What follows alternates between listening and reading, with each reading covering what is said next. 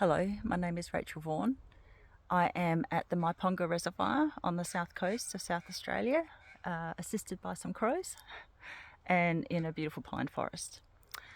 And you know, these pine trees are considered weeds by most people, but my God, they're beautiful weeds, decades old. And I just wanted to spend some time with them today because there's a bit of a program to remove them at the moment, particularly along the south coast. I just had a chat with an amazing man called Eddy Aragon. So Eddie is the man who received an email regarding child abuse occurring at the Epstein Ranch.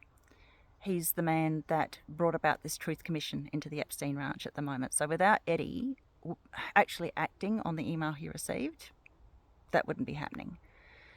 So it was quite amazing to speak to someone who's, you know, so closely connected to the Epstein case, and particularly Zorro Ranch. So I have a particular interest in Zorro Ranch because it encapsulates much of what my father was doing and the impunity from prosecution that he enjoyed. We've got, you know, really obviously significant surnames. The name King comes up often with the particular property, obviously Epstein. There has been baby farm allegations. My father, there was a family member who was operating a baby farm in my family. You know, underage pregnancies, that was something that happened in my family. Underground tunnels, obviously, I grew up over underground tunnels. Trafficking, blackmail operations, Mossad, MI6. My father was an ASIO operative, which is also a Secret Services operative. So, you know, the Epstein case, I've been saying since 2020, since I interviewed with Sean Atwood, that my father is Australia's Epstein. The same things were going on. And now it's, you know, it's coming out with the Epstein case. I am hoping that means that South Australia is going to be more in focus. There have been certain names named, South Australians named, in this Epstein tranche of emails released. So I did a dig, a research, and I had an interest in symbolism. I did a dig on Epstein Ranch, the Zorro Ranch in New Mexico, and Eddie saw it and he wanted to have a chat. One of the things that came up in the investigation that I did into Zorro Ranch from a distance, the symbolism's amazing. So there is, in the mansion itself, which Epstein built, he got hold of that property in 1993 and he built the mansion shortly after that. And that's when the Mesa got put in as well. So the Mesa, the Labyrinth Mesa, which is part of the reason why I was so interested in it, because that Labyrinth Mesa is so significant. I'm very interested in labyrinths at the moment. There is a room in that mansion that looks just like the inside of a boat. Now, the reason for that is because of maritime law. And under maritime law, relations, I'm going to use that word because I'm going to put this up on YouTube, with children is legal. So if you think about a cabin boy, that's the sort of stuff that goes on, even if the ship is in dry dock. So that means even if the ship is on land. So if you've got symbols of a ship in a house or a building, like a port window, for example, a circular window like on a ship, or if you have wooden beams or wooden ceiling like in a ship, that's a ship in dry dock. That's the symbolism, and they can get away with it that way.